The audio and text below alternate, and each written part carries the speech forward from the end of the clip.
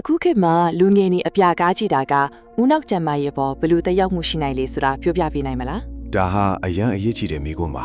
ဖွံ့ဖြိုးဆဲဦးနောက်တွေကိုအပြာကားတွေနဲ့ထွေးထွေစေတာဟာအရန်အန်တီရများပါတယ်အသက်ရှင်နေ9နှစ်အရွယ်ကလေးတွေဟာအင်တာနက်ကနေအပြာကားတွေကိုလွယ်လွယ်ကူကူကြည့်လာနိုင်ကြတယ်သူတို့ရဲ့ဦးနောက်ဟာအကောင့်နဲ့အဆိုးကျန်းမာရေးနဲ့ညီညွတ်မှုရှိမရှိဆိုတာကိုခွဲခြားနိုင်စွာမရှိသေးပါဘူးအပြာကားကြည့်တာဟာဦးနောက်ထဲကဒိုပါမင်းထုတ်လုပ်ပေးတဲ့နေတာကိုတိုက်ရိုက်ထိခိုက်စေပါတယ် ဒိုပါမင်းဆိုတာကျွန်တော်တို့ရဲ့နေ့စဉ်ဘဝအထက်အရေးကြီးတဲ့ဓာတ်တစ်မျိုးမဟုတ်ဘူးလား ဟုတ်ပါတယ်ဒိုပါမင်းဟာကျွန်တော်တို့ကိုတက်ကြွစေတယ်အာယုံဆိုင်နိုင်စေတယ်ပြီးတော့ပျော်ရွှင်မှုတွေကိုပေးစွမ်းနိုင်တယ်ဒါပေမဲ့အပြာကားပုံရိပ်တွေကဒီနေတာကိုအချင်းချင်းလုံဆော်တဲ့အခါအဲ့ဒီအာယုံခံစားမှုအပိုင်းကတဖြည်းဖြည်းထုံထိုက်သွားပါတယ်နောက်ပိုင်းမှာဘာကိုမှမခံစားရတော့ပဲပိုပြီးပြင်းထန်တာတွေကိုပဲတောင်းဆိုလာတော့တယ်ဒါကြောင့်အပြာကားဆိုတာလူငယ်တွေရဲ့ဦးနောက်ကိုတကယ်ပဲဆိုးဆိုးရွားရွားပျက်စီးစေတဲ့အရာဖြစ်ပါတယ်မိဘတွေအနေနဲ့ဒေချာကိလူဆိုင်တင်ပါတယ် အရက်အလုံးကျွန်းတောက်တဲ့သူတွေရဲ့အုံနောက်ကဘယ်လိုပုံစံမျိုးဖြစ်နေတတ်လဲဆိုတာကိုတေချာရှင်းပြပေးနိုင်မလား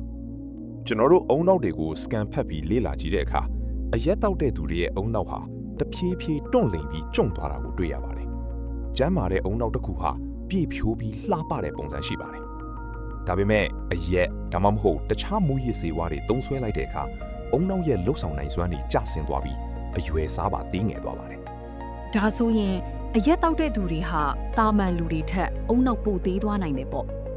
မှန်ပါတယ်ဒါဟာအရန်ကိုကြောက်စရာကောင်းတဲ့အချက်ပါအုံနောက်ဆိုတာအရွယ်စားအရေးကြီးတဲ့တစ်ခုတည်းသောကိုယ်တွင်းအင်္ဂါဖြစ်ပါတယ်အုံနောက်ထဲမှာမှတ်ဉာဏ်နဲ့စိတ်ခံစားမှုကိုထိန်းချုပ်ပေးတဲ့နေရာရှိပါတယ်အဲ့ဒီနေရာကနေ့စဉ်ဆဲအသစ်တွေကိုထုတ်လုပ်ပေးပါတယ်အရက်တောက်တာကဒီဆဲအသစ်လေးတွေရှင်သန်ကြီးထွားမှုကိုတားဆီးဖြစ်လိုက်ပါတယ်ဒါကြောင့်အရက်ကိုရှောင်ကျဉ်ဖို့အကြံပေးချင်ပါတယ် စိတ်ကြယောဂခံစားနေရတဲ့သူတွေအတွက်တဘာဝနီလန်းတွေနဲ့ကုသလို့ရနိုင်တဲ့အရာတွေရှိပါသလား တေချာပေါက်ရှိပါတယ်စိတ်ကြယောဂကုသဆေးတွေနဲ့ရှင်လိုက်ရင် saffron လို့ခေါ်တဲ့ဟင်းခတ်အမွှေးကြိုင်ဟာ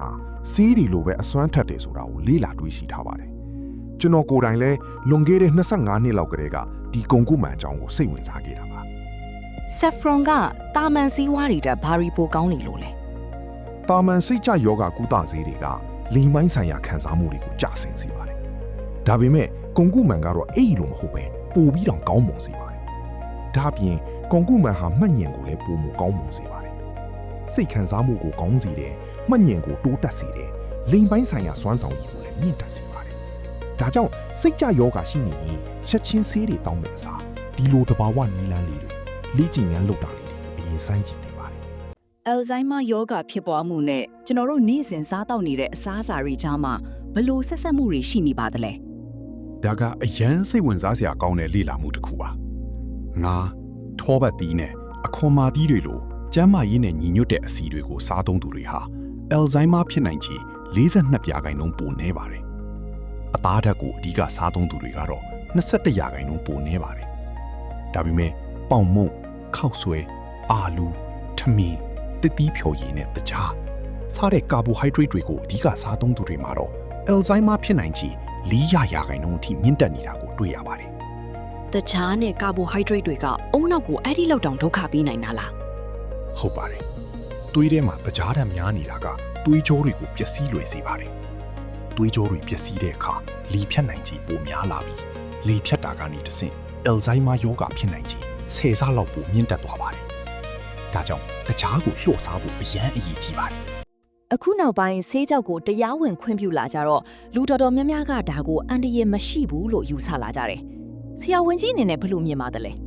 ဆေးကြောက်ကအန်တရယ်ကင်းတယ်ဆိုတာလုံးဝအလိမ်ညာစကားပါကျွန်တော်တို့ဆေးကြောက်သုံးဆွဲသူ1000ကျော်ရဲ့အုံနောက်ကိုလေ့လာခဲ့တဲ့အခါအုံနောက်ရဲ့နေရာတိုင်းမှာလှုပ်ဆောင်နိုင်စွမ်းတွေကျဆင်းနေတာကိုတွေ့ရပါတယ်အထူးသဖြင့်မှတ်ဉာဏ်ပိုင်းဆိုင်ရာစင်တာတွေကိုဓာတ်ရိုက်ထိခိုက်စေပါတယ် ဆယ်ကျော်သက်အရွယ်တွေသုံးဆွဲရင်ရောဘယ်လိုဆိုးကျိုးတွေဖြစ်လာနိုင်ပါသလဲ ဆေးကြောသက်အရွယ်မှာဆေးချောက်သုံးဆွဲရင်အသက်20ကျော်လာတဲ့အခါစိုးရင်ပူပန်မှုလွန်ကဲတာစိတ်ကြယောဂဖြစ်တာနဲ့ကိုအဆုံးစင်ရင်ခြင်းစိတ်ဖြစ်ပေါ်တာတွေပိုများလာတတ်ပါတယ်တချို့လူနာတွေအတွက်ဆေးဘက်ဆိုင်ရာအထောက်အကူဖြစ်နိုင်ပေမဲ့အန်ဒီယယ်မရှိဘူးလို့ပြောတာကတော့လုံးဝမှားယွင်းပါတယ်အထူးသဖြင့်ဖွံ့ဖြိုးဆဲအုံနောက်တွေအတွက်အရန်ကိုဆိုးရွားတဲ့အကျိုးဆက်တွေကိုဖြစ်ပေါ်စေနိုင်ပါတယ်